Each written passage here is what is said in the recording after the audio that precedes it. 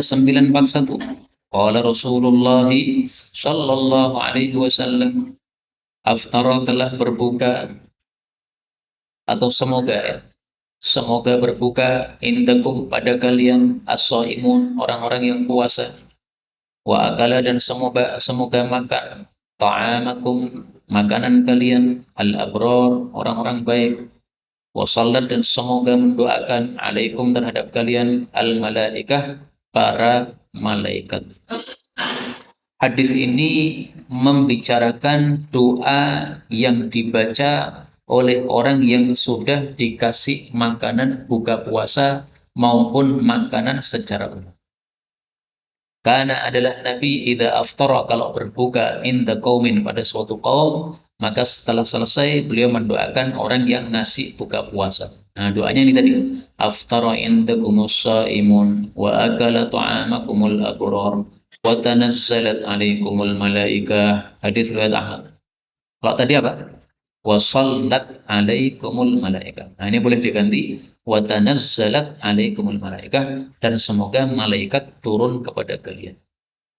Ini hadisnya meskipun mengatakan idza aftara, kalau Nabi berbuka, tapi para ulama memahami tidak harus berbuka.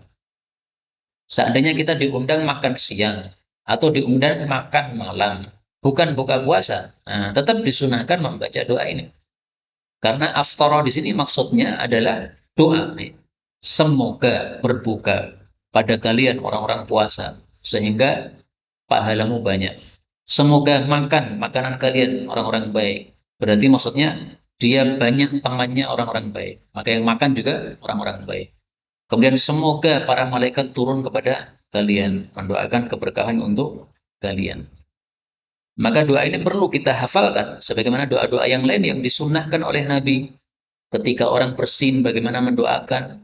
Ketika ada orang nikah, bagaimana mendoakan. Ketika ada orang safar, bagaimana mendoakan. Nah, doa-doa seperti ini perlu kita hafalkan. Saya sudah menulis satu buku judulnya Al-Arba'un fi Du'ail Muslim lil Muslim. 40 hadis doa orang muslim kepada orang muslim yang lain. Nah, salah satunya adalah doa ini. 942. Aflaha, beruntung, man hudiya, orang yang diberi petunjuk, ilal Islam, kepada Islam.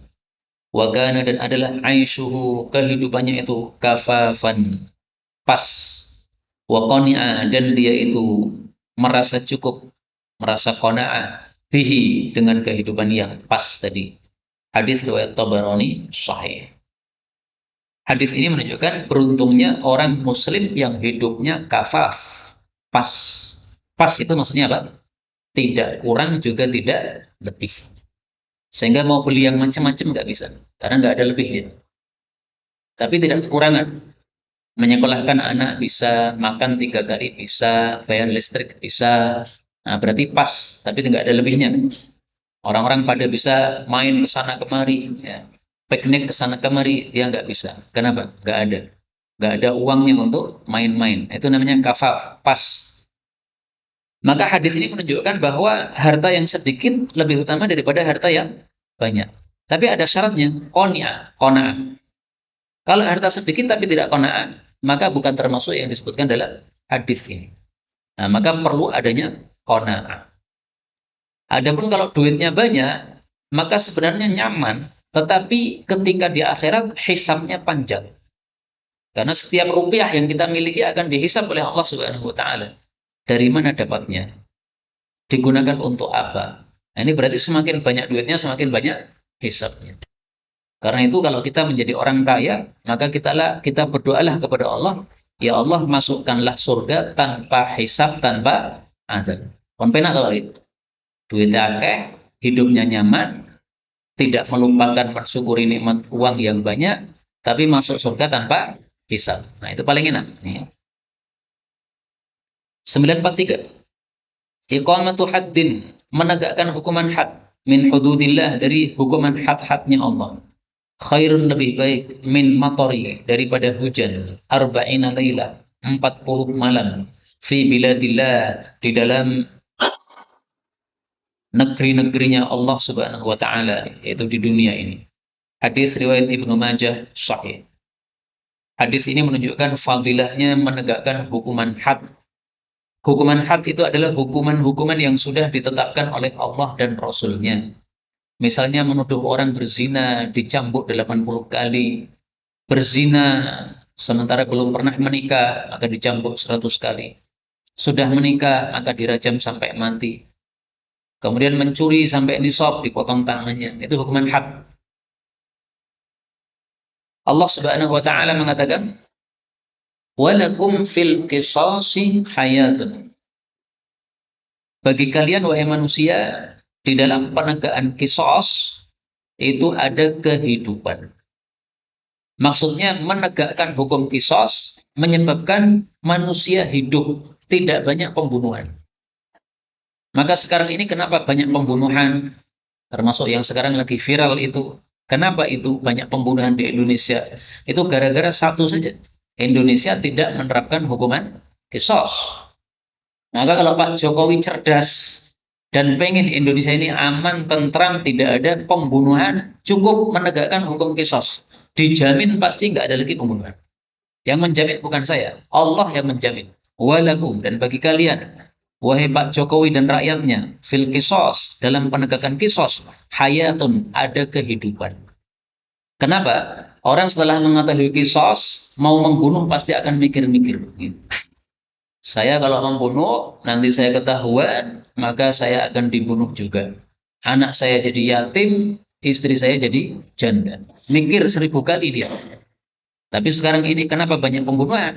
Karena bisa dengan uang dibayarnya itu. Sudah melakukan pembunuhan, dia merasa banyak duitnya, merasa santai saja. Nanti orang-orang itu bisa dibayar. Meskipun kadang-kadang meleset apa yang dia inginkan. Tapi biasanya seperti itu. Sehingga banyaknya pembunuhan itu sebabnya karena tidak ditegakkannya hukum qisas di Indonesia ini. Nah, kita sebagai rakyat ya bisanya cuma menasehati, tidak bisa menegakkan. Karena tidak boleh kita menegakkan hukuman had. Kita pasang plakat di masjid ini misalnya, ya. Masjid menerima hukuman had. Bagi yang maling-maling yang sudah mencapai nisab, silahkan potong tangan di masjid ini. Nggak boleh. Menerima biasanya kan ada tulisan menerima zakat fitrah atau nah, maka sekarang diganti menerima hukuman had, nggak boleh. Menerima rajam bagi pezina, nggak boleh. Meskipun di Jogja ada seorang kiai, dia menerima hukuman cambuk bagi mahasiswa-mahasiswi yang terlanjur melakukan perzinaan, pengen tobat. Nah, dia siapkan cambuk di rumahnya, sehingga yang bertobat ke rumah dia dicambuk 100 kali, supaya tidak mengulangi lagi. Ini menurut mayoritas para ulama tidak boleh seperti ini. Karena hukuman had ini termasuk hukum yang harus ditegakkan oleh para sultan atau para penguasa. Yang bisa menegakkan ya Pak Jokowi. 944. Iqbal terimalah al-hadiqah, kebun. Watallikha, dan cerailah istrimu tatriqatan, dengan sebenar-benar penceraian. Hadis riwayat Bukhari sahih. Muslimin rahimakumullah, hadis ini bicara tentang khulu. Khulu itu artinya adalah suami istri cerai, tapi istri memberikan ganti rugi. Suami dulu kan memberikan mahar. Nah, kalau istrinya minta cerai, maka istrinya diceraikan, istrinya harus mengganti rugi kepada suaminya, karena dia sudah kehilangan mahar dan kehilangan istri. Khulu di masa Nabi terjadi satu kali saja. Belum pernah ada selain itu. Yaitu seorang sahabiyah yang baik mempunyai seorang suami sahabat Nabi yang baik juga. Tapi kemudian tidak ada rasa cinta dalam hatinya wanita tadi. Saking buruknya rupa suaminya ini. Sehingga kalau dia melihat wajah suaminya, pengennya meludah pada wajah tadi. Saking jeleknya wajah suaminya. Maka dia minta izin kepada Nabi, ya Rasulullah, saya pengen diceraikan dari suami saya. Saya tidak mencela agama dia, agamanya bagus. Tapi sayangnya hati saya sudah tidak ada cinta lagi. Saya khawatir dengan sebab ini, saya tidak bisa melakukan kewajiban sebagai istri. Istri kan wajib melayani suami. Nah, dia khawatir berdosa, daripada berdosa begitu, pengen diceraikan. Maka Rasulullah memanggil suaminya. Ini istrimu pengen diceraikan. Dengan sebab alasannya seperti ini. Maka Rasulullah kemudian mengatakan, Iqbalil hadiqah. Terimalah mahar kebun yang dulu kamu berikan kepada istrimu, dia kembalikan lagi kepada kamu. Diterima. Nah, setelah diterima, tolikha, ceraikan istrimu. Maka dari hadis ini, boleh seorang istri minta diceraikan oleh suaminya dengan memberikan ganti rugi atau memberikan mahar yang dulu sudah diberikan atau memberikan apapun sesuai kesepakatan, boleh. Boleh yang diberikan itu lebih banyak dari maharnya, boleh juga lebih sedikit dari maharnya. Bebas. Tidak harus mahar, tidak harus lebih banyak, tidak harus lebih sedikit, tidak harus sama. Bebas, semuanya bebas, boleh. Dalilnya dalam Al-Quran. Surat Al-Baqarah 229. Fa in khiftum alla yuqima hududallah. Kalau kalian khawatir suami istri tidak bisa menegakkan hukum-hukum Allah, fala junaha alaihima, maka boleh keduanya fi maftadat bih, melakukan khulu tadi, yaitu suami mencerai istri, istri memberikan sesuatu sebagai gantinya. Disepakati. Maka di sini tidak disebutkan oleh Allah. Pokoknya dia membayar, istrinya itu membayar. Nah, membayarnya apa? Kalau berdasarkan hadis tadi, berarti maharnya dikembalikan. Kalau mau lebih, nggak ada masalah. Istrinya mengatakan, dulu maharmu terlalu sedikit, yaitu 1 juta. Nah, maka ini saya kembalikan 1 juta, plus saya tambahi 9 juta. Nah, dia mendapatkan 10 juta, biar bisa nikah lagi dengan 10 juta tadi. Boleh. Ini istrinya kan baik hati. Nah, maka dia mengembalikan mahar 1 juta plus tambahan 9 juta. Nggak ada masalah. Tapi hulu itu ada syaratnya. Kapan boleh hulu? Rasulullah Shallallahu Alaihi Wasallam bersabda,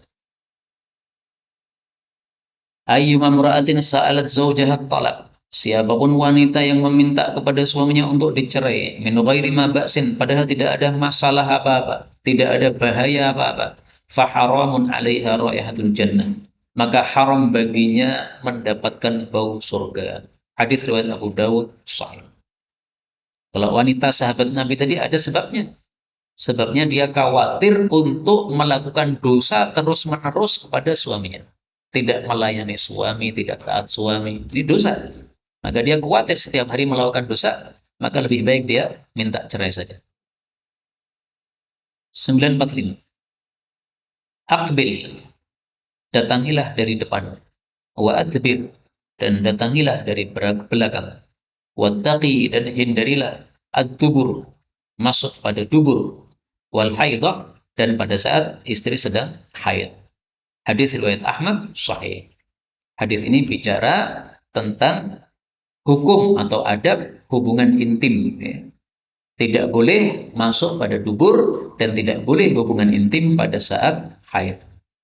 Allah Subhanahu wa taala mengatakan di dalam Al-Qur'an, "Qul huwa adzan fa'tazilun nisaa fil mahid wa la taqrabuhunna hatta yattahharna." Katakanlah haid itu adalah kotoran, maka singkirilah para istri pada saat haid. Jangan mengumpuli mereka sampai mereka bersuci. Ini boleh dibaca yadhurun atau yattahharuna. Demikian juga Allah Subhanahu wa taala mengatakan, "Fa'tu harthakum anna syi'tum." Pada surat Al-Baqarah ayat 223. Istri-istri kalian itu seperti ladang bagi kalian. Maka datangilah ladang kalian bagaimanapun kalian suka. Tapi syaratnya tadi, dua yang tidak boleh. Dubur tidak boleh, haram, dosa besar karena dilaknat dalam hadis yang lain. Yang kedua, ketika sedang haid. Karena kalau sedang haid mengumpuli istri, ini menyerupai orang-orang Nasrani. Jadi Yahudi, Nasrani, Islam. Ini dalam masalah menyikapi wanita haid, Islam yang paling bagus. Kalau Yahudi menganggap wanita haid najis, sehingga wanita haid tidak boleh makan bersama, minum bersama, tidur bersama, nggak boleh. Dikasih gubuk kecil di luar rumah. Sampai selesai haidnya, baru kemudian boleh masuk ke rumah. Tapi kalau Nasrani, maka wanita haid sama dengan wanita suci. Makan bersama boleh, bahkan dikumpuli boleh. Nah, Islam ini yang tengah-tengah. Makan bersama, salaman, dan sebagainya boleh, silakan, nggak ada masalah. Satu saja yang tidak boleh, yaitu simak saja. Kemudian 946. Iqtadu, ikutilah billadaini, dua orang min ba'di, setelah saya, yaitu Abi Bakrin wa Umar. Wahtadu, dan ikutilah petunjuk bihadi Ammar, dengan petunjuknya Ammar bin Yasir. Wa ma haddatsakum, dan apa yang menceritakan kepada kalian Ibnu Mas'ud, faqbalu, maka terimalah dia. Hadis riwayat Abu Ya'la sahih. Hadis ini menunjukkan fadilah 4 sahabat Nabi, Abu Bakar dan Umar, sebagai orang-orang yang pantas untuk diikuti. Karena itu kalau ada perselisihan pendapat, kita lihat bagaimana pendapat Sayyidina Abu Bakar dan Umar. Itu yang kita pilih. Misalnya dalam masalah Qurban Idul Adha, Abu Hurairah berpendapat wajib, tapi Abu Bakar dan Umar berpendapat sunnah. Maka pendapat yang lebih baik adalah sunnah. Kemudian Ammar bin Yasir, fadilahnya adalah kita disuruh mengikuti petunjuk yang dilakukan oleh Ammar. Salah satu petunjuk yang dilakukan oleh Ammar, Rasulullah Shallallahu Alaihi Wasallam bersabda bahwa Ammar itu selalu memilih hal yang terbaik. Arsyadahuma, ma khuyyira Ammarun. Tidaklah Ammar itu disuruh memilih di antara dua perkara, kecuali pasti memilih yang paling baiknya. Paling baiknya maksudnya paling banyak pahalanya dan paling mendekatkan kepada Allah Subhanahu wa taala. Demikian dijelaskan oleh para ulama kita.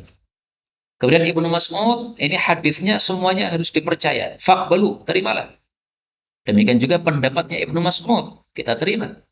Ibnu Mas'ud pernah masuk ke Mesir di Syam, kemudian melihat orang-orang wirid dengan berjamaah.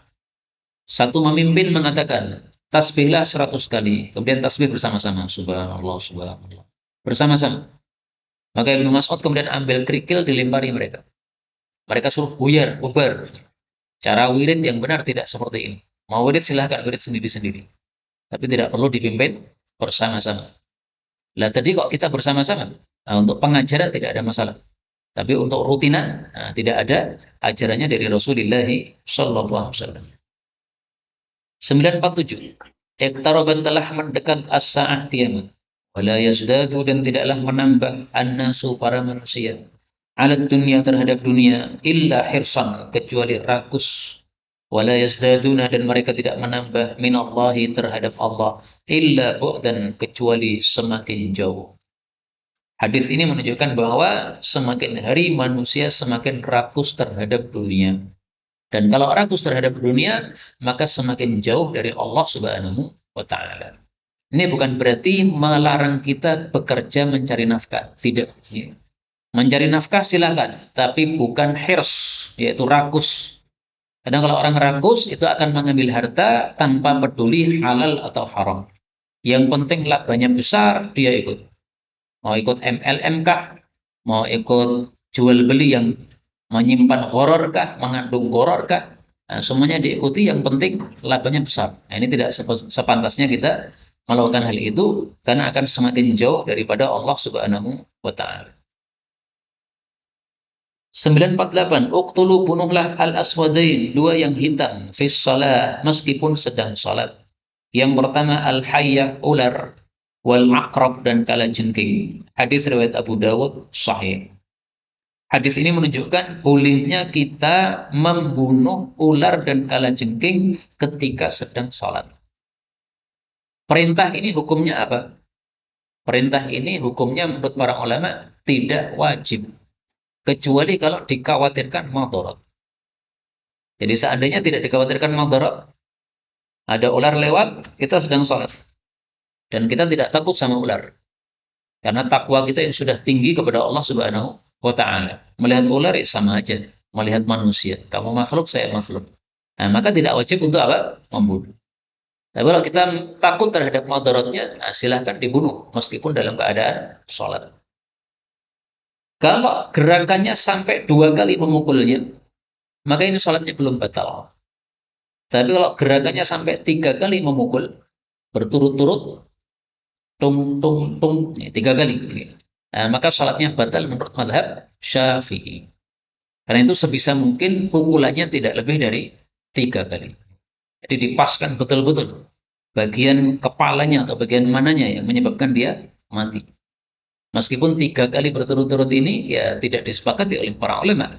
Sebagian ulama mengatakan meskipun 3 kali ketika diperlukan di dalam sholat, apalagi diizinkan oleh Nabi seperti ini, maka tidak membatalkan sholat. Tapi untuk kehati-hatian, paling bagus kita pukul jangan lebih dari 2 kali, yaitu maksimal 2 kali kalau berturut-turut. 949, uqtulul hayyat, bunuhlah ular-ular, kullahunna semuanya. Faman khafa, barang siapa yang takut, sa'rahunna, terhadap pembalasan para ular, falaysa minna, bukan termasuk dari kalangan kami umat Islam. Hadis riwayat Abu Dawud. Maksud hadis ini adalah keyakinan jahiliyah kalau seseorang itu membunuh ular, maka ular nanti akan melakukan pembalasan. Baik pembalasan terhadap dirinya, sehingga dia malam-malam tidur tiba-tiba mati, atau pembalasan terhadap anaknya, atau pembalasan terhadap istrinya, pokoknya pasti akan dibalas oleh ular. Nah, maka Nabi katakan jangan seperti itu. Itu keyakinan jahiliyah. Tidak ada pembalasan ular, itu enggak ada. Ya. Maka ular ya dibunuh. Karena ular itu termasuk binatang yang membahayakan. Tapi kalau takutnya bukan karena keyakinan jahiliyah ini, tidak ada masalah. Misalnya ada ular yang sangat besar, apa namanya, Pak? Ular naga atau ular apalah nih. Dia sangat besar sekali ularnya, yang kita tidak mampu melawannya, misalnya. Nah, maka tidak harus kita melakukan sabda Nabi ini. Kita lari, tidak ada masalah. Karena para ulama mengatakan bagi orang yang takut terhadap madaratnya ular, karena mengetahui madaratnya yang besar, maka tidak harus membunuh, karena membunuh bisa jadi menyebabkan kematian dia. Demikian dijelaskan oleh para ulama kita rahimahumullah ta'ala. Terakhir, uqtulu, bunuhlah al-hayyat, ular-ular, wal kilab, dan anjing-anjing. Untuk pembunuhan anjing ini sudah dimansuh hukumnya oleh Nabi Sallallahu Alaihi Wasallam, yaitu sudah tidak berlaku lagi hukumnya. Sebagaimana disebutkan dalam hadis yang lain, Rasulullah mengatakan, "Laula annal kilab ummah." Kalaulah bukan karena anjing itu termasuk umat, la amartu biqatliha kulliha. Sungguh saya suruh dibunuh semua ular.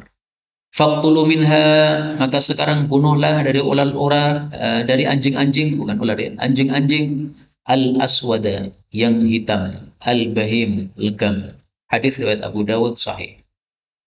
Nah, maka kalau ada anjing hitam legam, tidak ada warna campuran, kita disuruh untuk apa? Membunuh. Meskipun ada pemiliknya, tetap dibunuh. Tapi kalau pemiliknya minta ganti rugi dari anjing tadi, bagaimana? Nah, maka Rasulullah sudah menyampaikan supaya kita mengganti rugi kepadanya berupa idza jaa ahadun yatlubu thamanal kalb. Kalau seseorang minta ganti rugi anjing, famla kaffahu turaban, maka isilah telapak tangannya dengan tanah. Hadis riwayat Abu Dawud sahih. Pernah nggak melihat anjing hitam legam tanpa warna yang lain? Pernah. Nah, kalau pernah kita disuruh membunuhnya. Meskipun ada pemiliknya, bunuh. Kenapa? Rasulullah mengatakan, al-kalbul aswadul bahid, anjing yang hitam legam adalah syaitanun, setan. Hadis riwayat Ahmad sahih. Waqtulu, dan bunuhlah ular yang memiliki at-tufyatain, 2 garis di atas punggung. Jadi kalau ada ular, di atas punggungnya ada 2 garis. Ini ular yang sangat bahaya. Wal abtar, dan ular yang pendek ekornya. Ini juga ular bahaya. Bahayanya apa? Fa innahuma, keduanya, yaltamisani, memburu atau menyambar al-basar, mata. Kalau sudah menyambar mata, mata yang disambar menyebabkan buta. Dalam hadis yang lain kalimatnya bukan yaltamisa, tapi yatmisa. Yatmisa itu artinya membuat buta. Dan ini ada 2 tafsiran dari para ulama. Pertama, membuat buta setelah disambar tadi. Kena bisanya kemudian buta.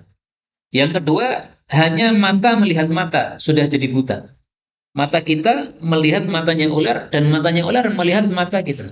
Pas mata melihat mata, ini menyebabkan buta. Ini tafsiran yang kedua. Ini lebih bahaya. Wa yusqitani, dan membuat gugur al-habala, kandungan seorang ibu yang hamil. Hadis riwayat Imam Muslim.